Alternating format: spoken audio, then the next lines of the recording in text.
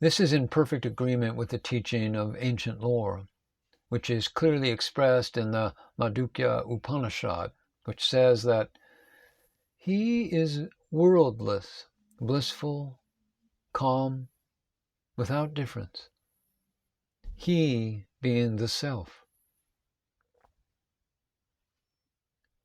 There are other equally clear statements in the ancient lore which assert the utter absence of differences in the egoless state, such as, there is no manifoldness at all here. And this is impressed by warnings to the seeker of the truth not to get entangled in the false belief that differences are real. We are told that whoever takes differences to be real shall die again and again. He that imagines the least difference between himself and the truth shall be the victim of fear. Whatever is conceived by one as other than the self has the power to deceive him. That the world ceases to appear on the attainment of deliverance is also asserted by the sage when he said, I shall now state clearly the profound secret which is the supreme essence of all Vedanta.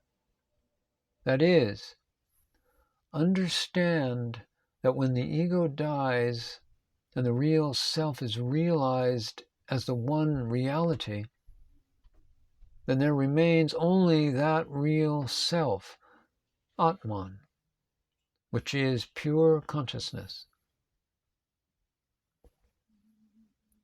This is also in accordance with the teachings of the Gita, which tells us that even now the world does not really exist when it states, all the creatures are in me, self.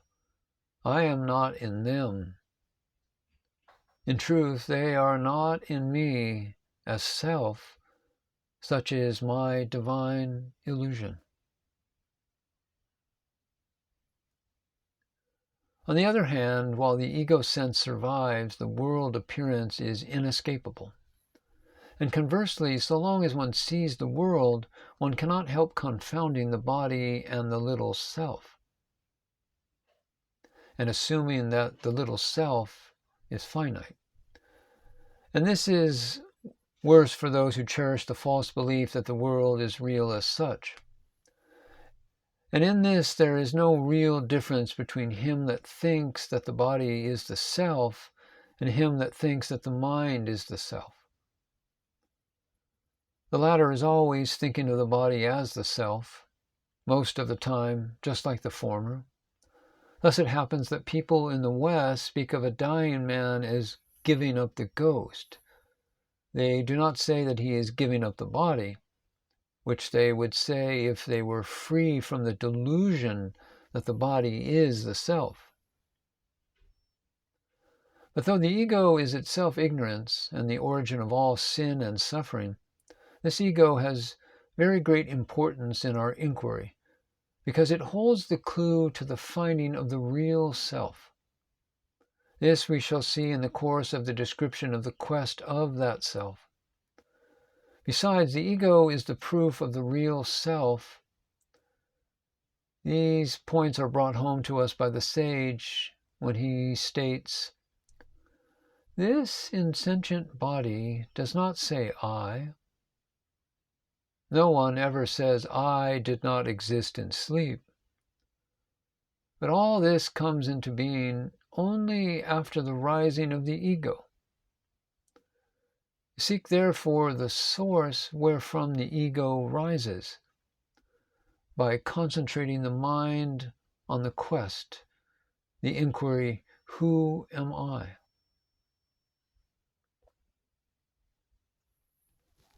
The first step in the quest of the real self is to understand that self is not the body, physical or mental.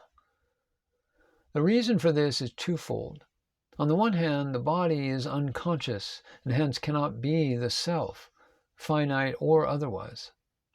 On the other hand, we are sure that the self, whatever it may be, can exist without a body. We know that this is so in sleep.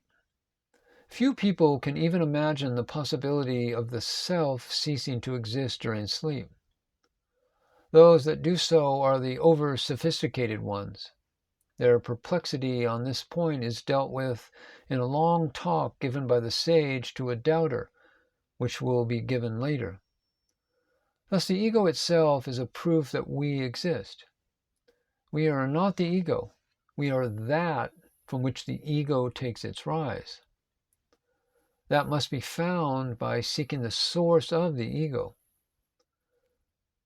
Revelation tells us that if and when we find that source, we shall find not only the self, but also reality that underlies the world appearance.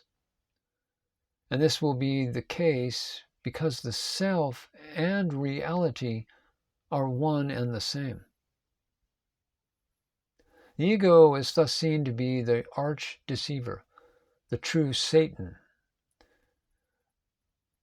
Ego is the only enemy of God and man. It is the enemy of right knowledge, the inventor of murder and lying.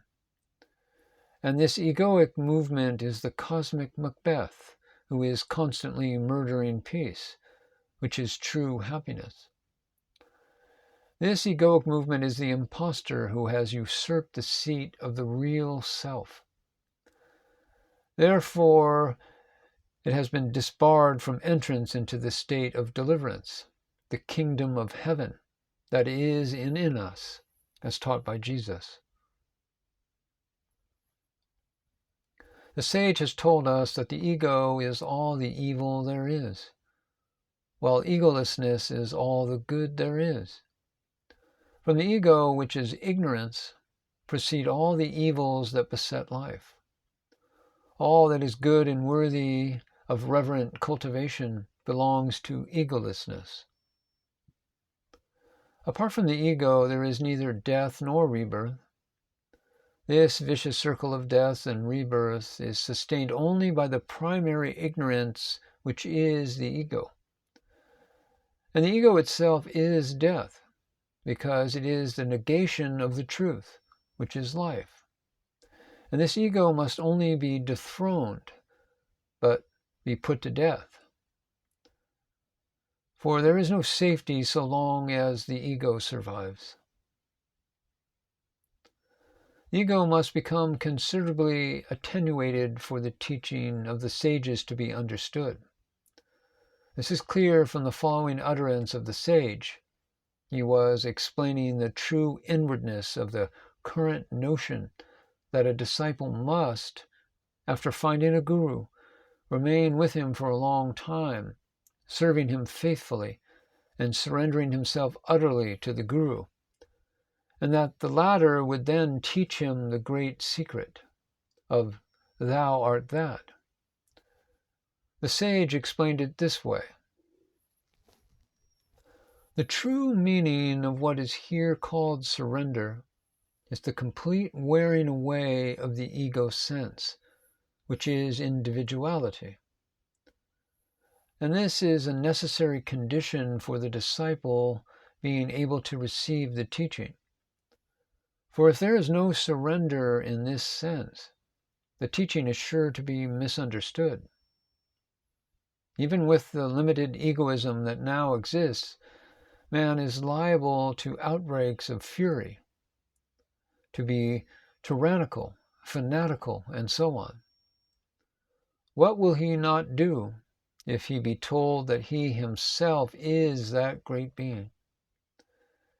He would not understand that teaching in its true sense, but would take it to mean that his individual soul, or this egoic movement, is that great being.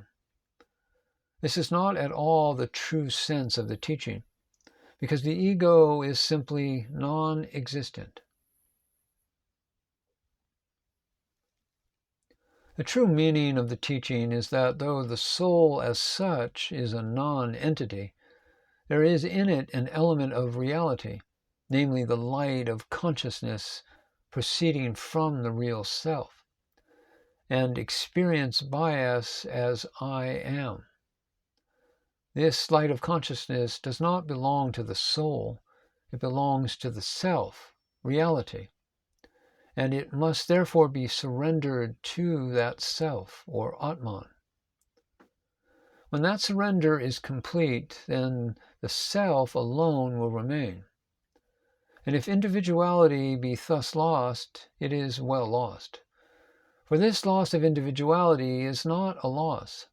It is the loss of the greatest of all losses, the loss of the self, the ego self.